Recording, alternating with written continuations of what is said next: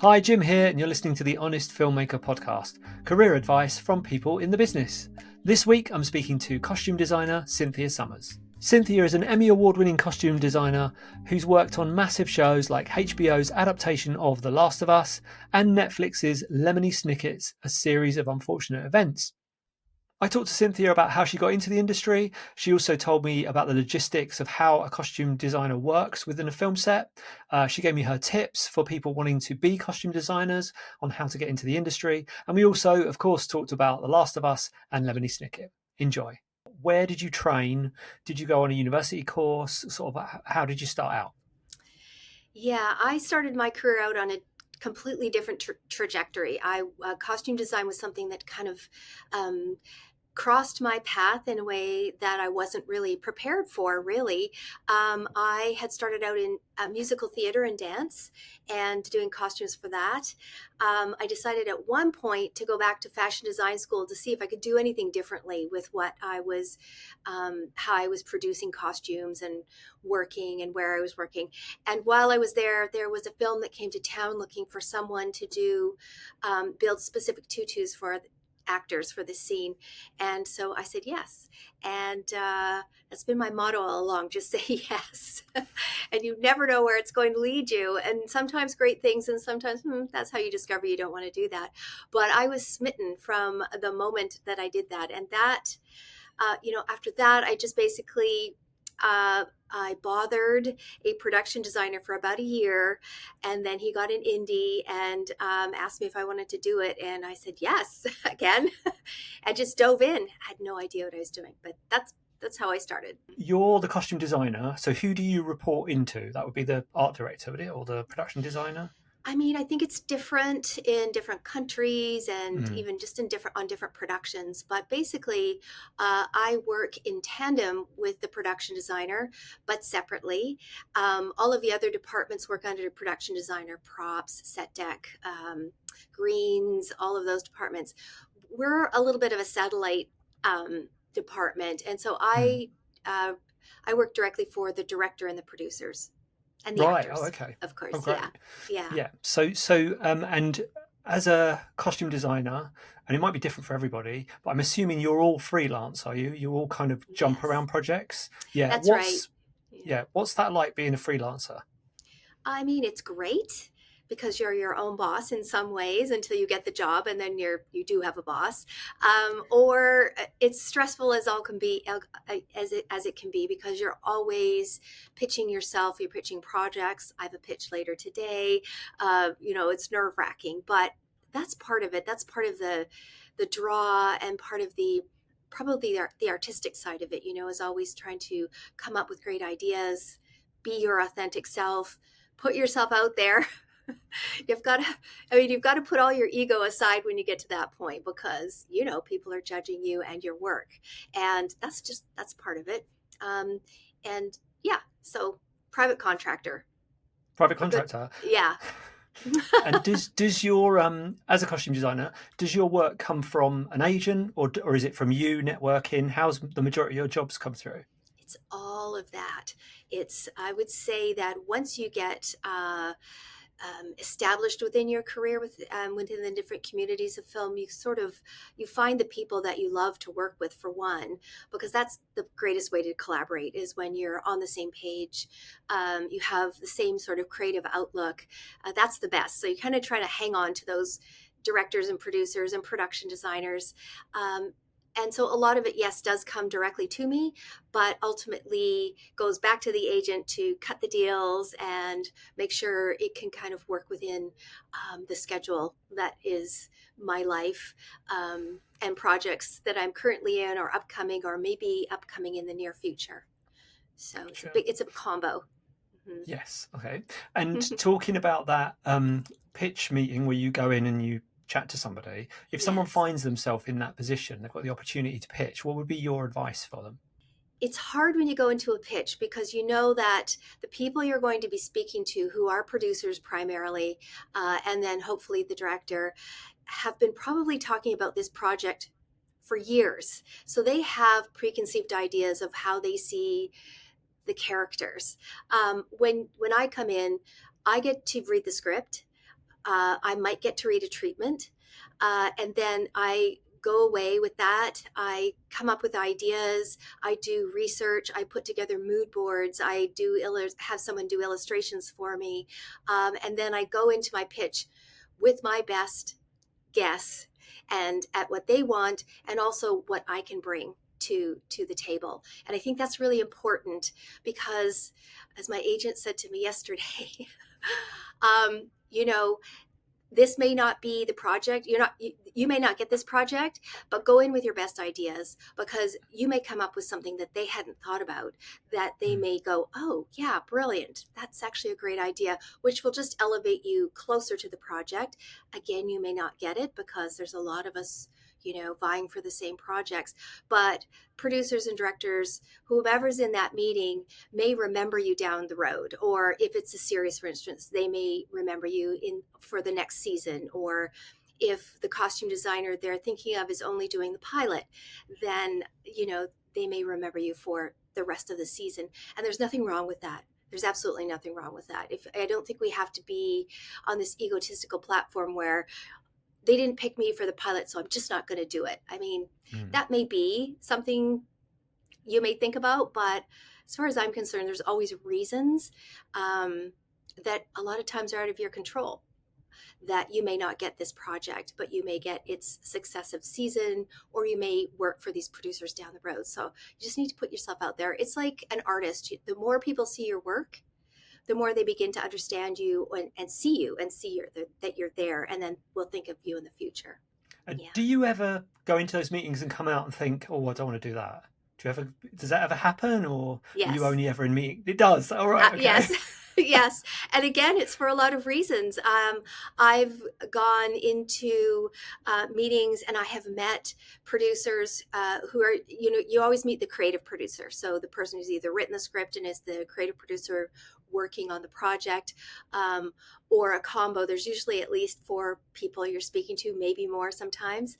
And I've gone in and loved the people I'm speaking to, loved their ideas, like really excited for their project. And then when it gets down to doing the deal or understanding when you're speaking with the producers that are local to where you're going to be working, how, mechanically we're going to be doing this, if you will, or how on the day-to-day we're good. And I was just like, oh, I don't think I'm up for that. That sounds like someone with way more energy than me, or it just sounds like a little bit of a nightmare, if you will. And I just, it's not a bad thing to back away at that point, because it's worse if you get into it and you never want to leave a project, never. So it's better to make those kind of judgments if you can ahead of time.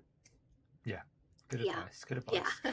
And so looking at your IMDb, which is packed full of, and I looked at, you've even got on IMDb, you've got like a sizzle reel of all your stuff, and it all, I know you've probably chosen stuff that's perfect for costume, but it all looks like dream jobs for costume designers.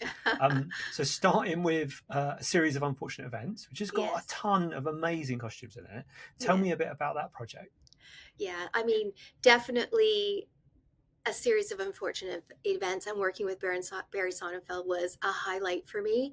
And it's like when it's like a musician and you put an album out, or a CD or whatever they call them these days, and then and it's a smash hit, and the next one's got to be even bigger.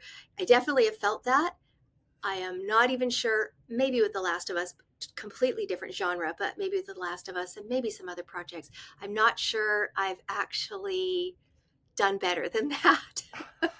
For me, it was a great experience all around. I was working with incredible creatives on every level in every other department. We were working rapid fire. We built absolutely everything. We did 2 seasons of amazing costumes, and I just was really, really lucky to be working with producers who had a clear, or even if there was a question, it was a really collaborative event, and a network that was incredibly supportive. So that was a dream job for sure. I keep waiting for the next Lemony Snicket to come my way. And I haven't had it in that. It's a real unique genre that it falls within as well. Mm, So it's not anything really specific. It's not period. It's not completely fantasy. It's not sci-fi, which is fantasy sci-fi is the category that the guilds or the awards events will put it into. But I never really felt in mm. completely in that genre for me. It's unique. I loved It it. is. Yeah, It is. it's And the unique. Yeah. costumes, so some of those sequences, just merely because of what's happening on screen, so theatrical and big, and I Very. could tell you went to town on it. Yes, Um, yes.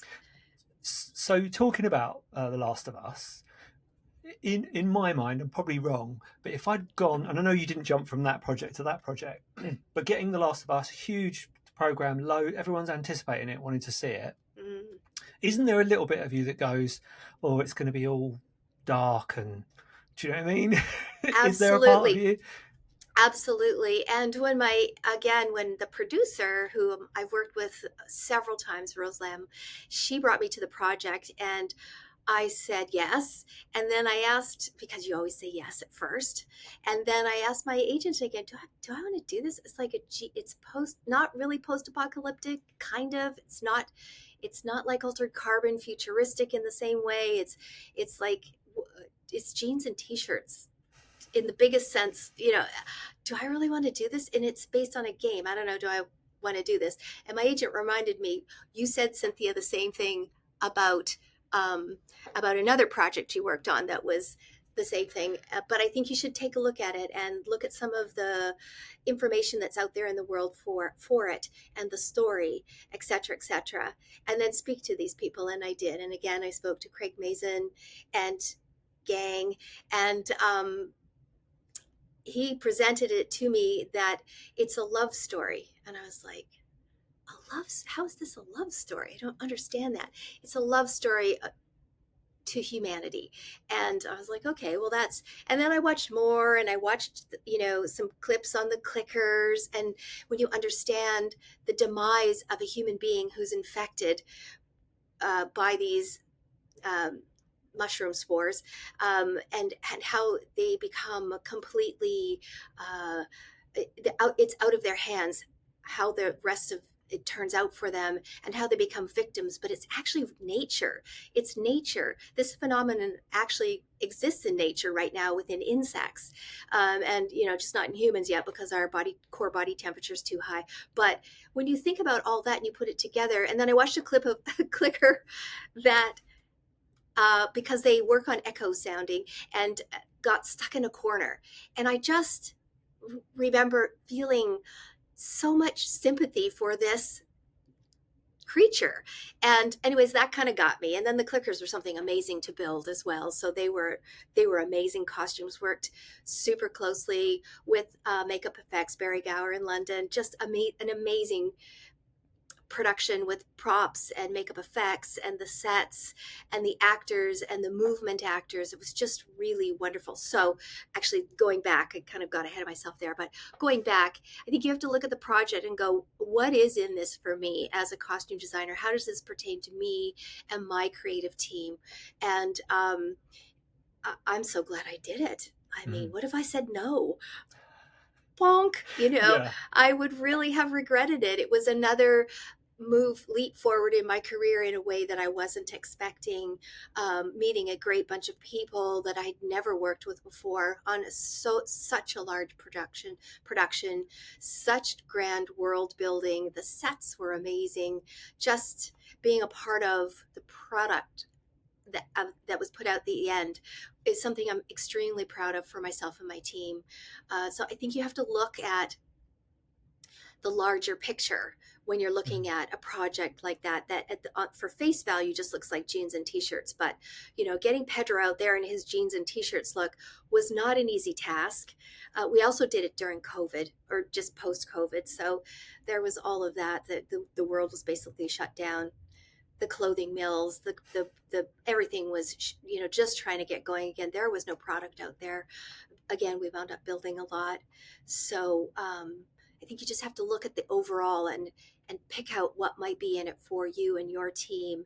And nobody on my team regretted doing it. Nobody. Yeah. So Yeah. Yeah. It's a Yeah. good show. Very good Yeah. show. Yeah. Um, and talking of your team, do you tend to take the same people with you, or does the production ever say, right, here's your team and you're in charge? Yeah, I wherever I can, I take them with me. And I am originally from Vancouver, Canada. So my team that I have built up over the last 30 years, a lot of them have stayed with me. Or if we've gone off and done things without each other, we tend to always come back, which is so wonderful because you have a shorthand then, and just makes your life easier. And I think it makes the creativity more fluid as well. But the sad part is, if I fly off to Budapest or London or somewhere else to do a show, I've never worked in London, would love to. Those are the times where production wants to hire local, which, yes, is totally understandable on all the levels. You got to have the people working. A lot of those times, I have. I may be lucky enough to bring my assistant designer with me, one person. When I did The Last of Us, we were working in Alberta, Canada, and I got to bring 14 of my crew with me, which were all my department heads within my department. But out of the 60 people that worked with us full time on that crew, that's not counting all the day calls and people we had coming in, all the outside artisans that helped us create these costumes. Only 14 came with me, but a lot of the times I can only bring one person if I'm working Mm. away, and then need to hire local, which is a great thing as well, because as I'm new to wherever I'm working, I rely on the people that are local to know where to go for all the products we need to create, all the costumes and the looks we're after. So yeah, it's kind of Yeah, works both ways. works both ways. So Mm, if I'm want to get into costume on a movie mm, and I want to mm. get on your team, how do I Yes. do it? What do I need to do? You come to Comic Con. So I was recently at Comic Con in San Diego, and I had one lovely woman we've been followers on Instagram. We're friends on Instagram, I guess.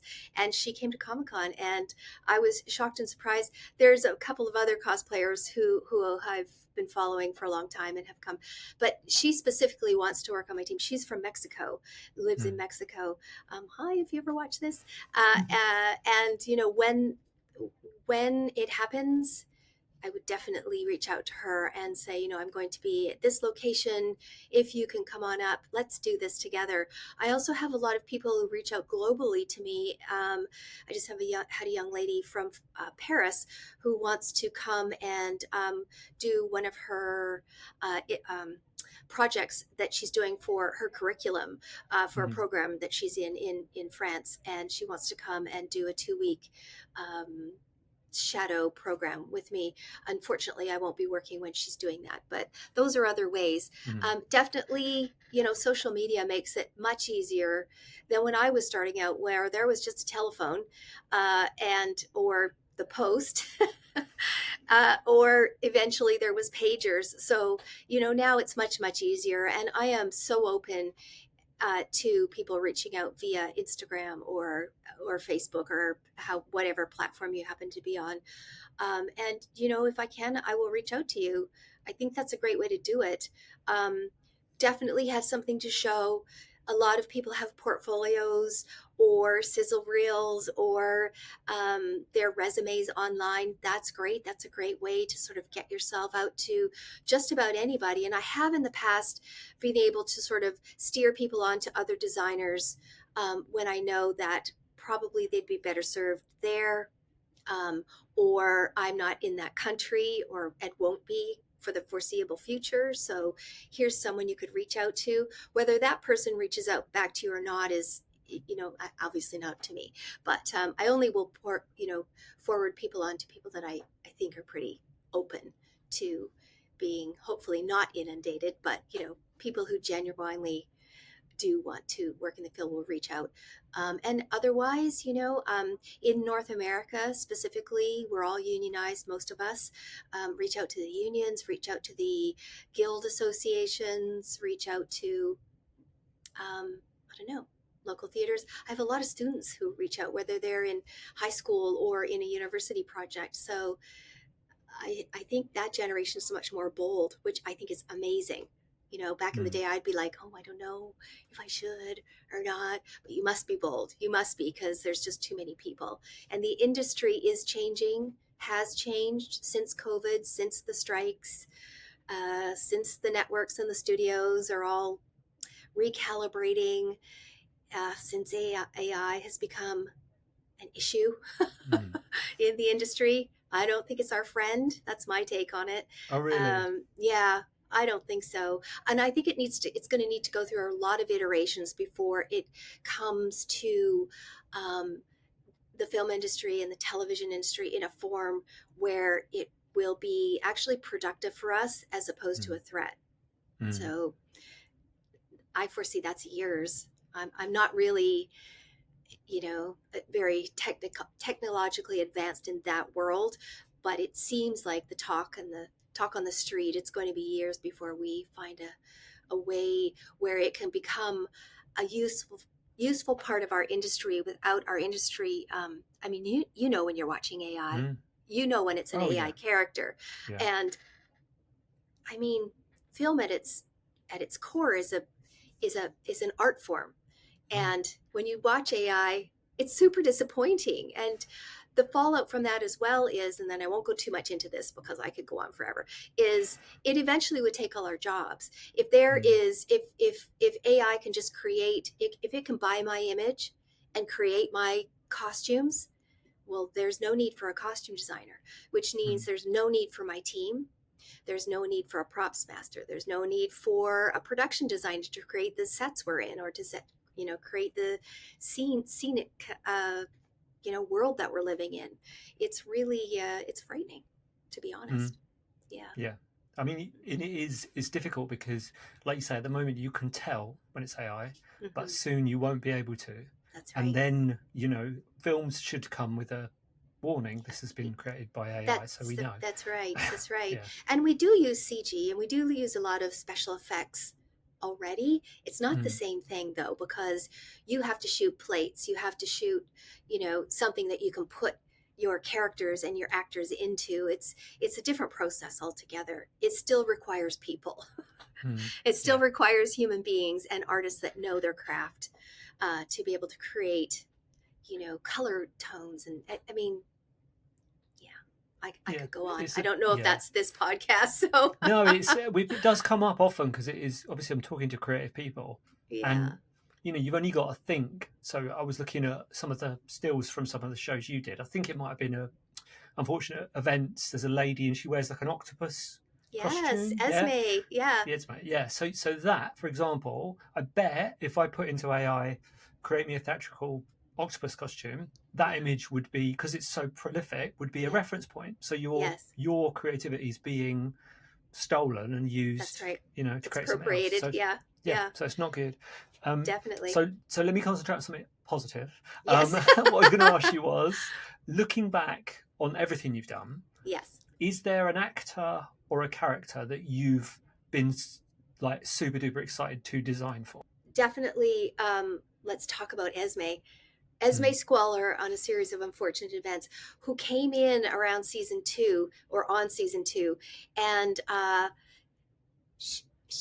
Barry Sonnenfeld just really wanted her to be larger than life. And then, of course, we had Lucy Punched, love Lucy, who is a character actor. When she really gets into her body, can bend in like ways I've never seen, and she's like tall and lean, and she's got these extraordinary long fingers, and we always had these long, so everything's over accentuated on her to begin with, and she embraced every single one of, I want to say, okay, if I want to, 13 books, probably somewhere in the neighborhood of at least 25 specific looks over the season 2 and season 3.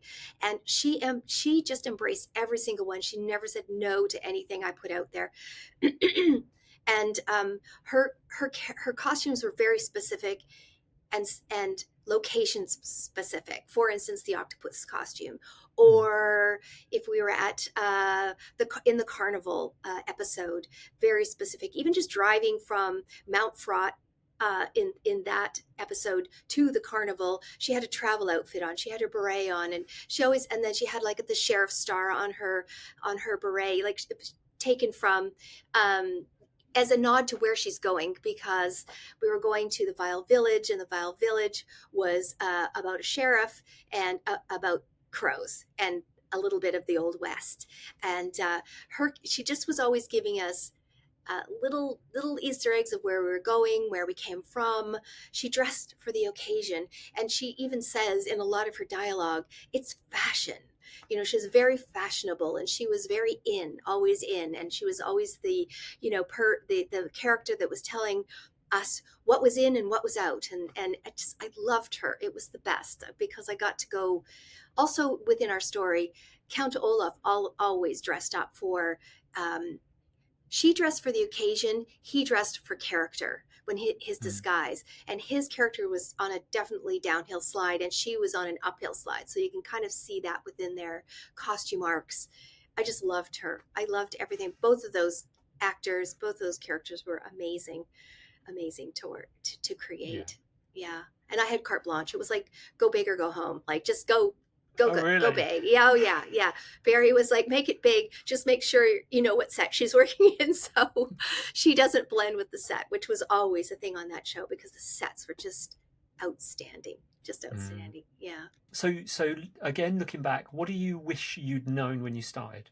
Well, I technically I wished I had known about the mechanics of the day-to-day of filmmaking, because I did not go to film school. I went to fashion school. So I didn't know how to read a call sheet.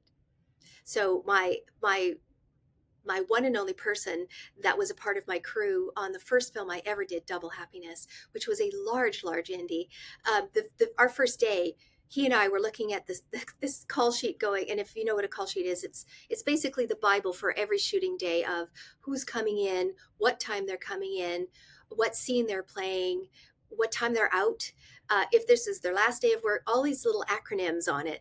And we had no idea what they were. We'd be like, SWF, what is it?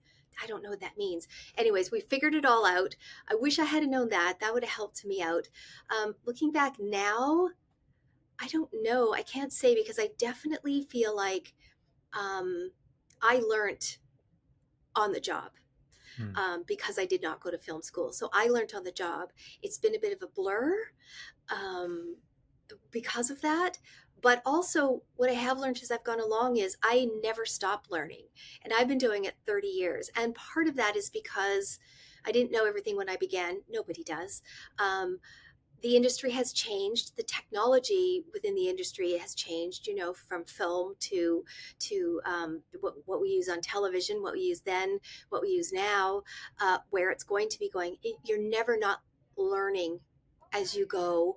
Filmmaking has also become very, with the use of the internet and what we're doing right now, for instance, I do a lot via Zoom. I even do costume fittings via Zoom, not so much anymore, but during COVID or after COVID, when we all couldn't be in the room together, my assistant posted this one photo of us, and she's holding my laptop towards me like this, and I am talking to the director, who had to go back home to England actually because he got COVID while we were shooting. And I'm showing him like fabric, and I'm showing him how it's moving and how it's going to move in the wind via a Zoom call. So that hasn't really gone away, because I think that people have realized the value of Zoom and being able to be in different places and be more effective and efficient with time management. So that's not perfect, because you can't touch things, and you only see things in a certain light, and they change in different lights, and blah, blah, blah, blah, blah. But that's all, that's become a big working tool, has been Zoom, and just sending things. I still send things via emails. So here's some looks. You can zoom in on things. It's become a big. I don't get to set as often, and I've actually asked my other costume designers. I know, I'm like, especially when we're doing series, how often do you get to set these days? Because so much of what we do is now virtual. A lot of times locations like today we're shooting an hour and a half away from where the studio is. So by the time you get there, as you know, I had problems getting to the studio this morning. By the time you get there, you've lost so much time. You don't. Then you're on set for maybe an hour, because what I do is usually in prep and not on set. Then we got to get back. So I probably won't go to that location.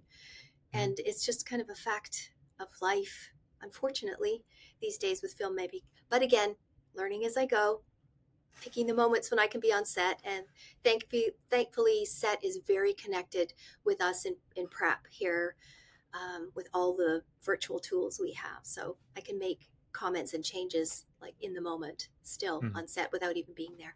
Yeah. I'm just going to ask you a couple of fun questions now. Uh-oh. Final fun questions. These ones always stump me. Because there's so many possible answers. It's a tough one, because I spoke to a production designer the other day and I was like, what's the most beautiful film? And I think he said afterwards, he was like, I was struggling with that, because you don't want to say something obvious. You don't want to say something, you don't want to forget something really good. Yeah. But, good luck. Yeah, thanks. So I was just going to ask you, so this is a big one, Yeah, what's your favourite costume in a TV show or a film you've ever seen? Well, it's interesting you say that, or it's interesting we talked about Lemony Snicket, because I often try to answer these questions with not my own work, because it seems very egotistical. But I thought this morning, with my delay in getting on here, and I thought, Cynthia, just go with what comes to you, because my answer might be different tomorrow anyways. So I'm going to go with Esme's octopus costume on a series of unfortunate events, because that was really what I was given on that was from Barry is it needs to be purple and a specific color of grape. He was very specific with colors on that show, very specific. And it needs to look like it could be animated. And in a perfect world, maybe if Barry had done this in the future when we have AI, maybe that he would have gotten more what he wanted.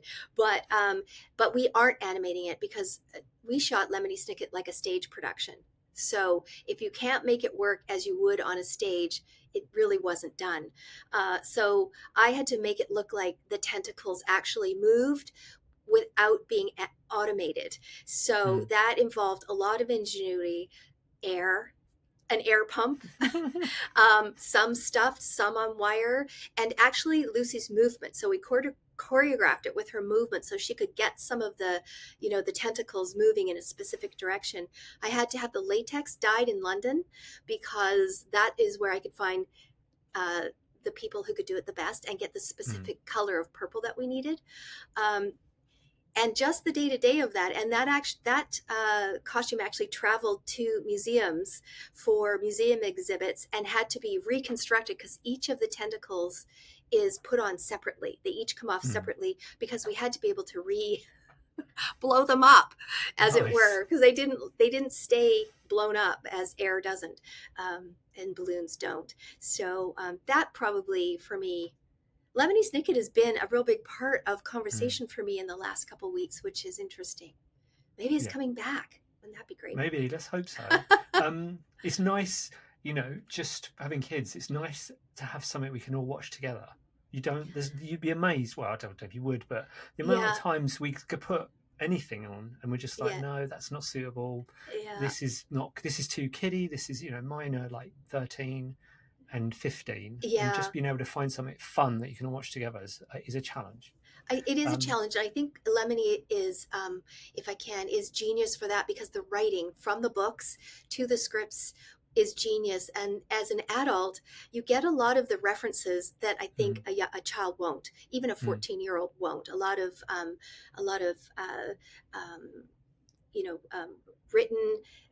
There's just so many references that we get as adults. So it's great for all generations. And I think what's also great is I have grandchildren who have been watching it since they were little, but now are starting to get some of the nuances and the references and that they wouldn't have understood when they were younger, which is great. I think that's a perfect. It's timeless. In that respect. Definitely. So the other one was, if you could reboot or remake any film or franchise and do the costumes on it, what would it be?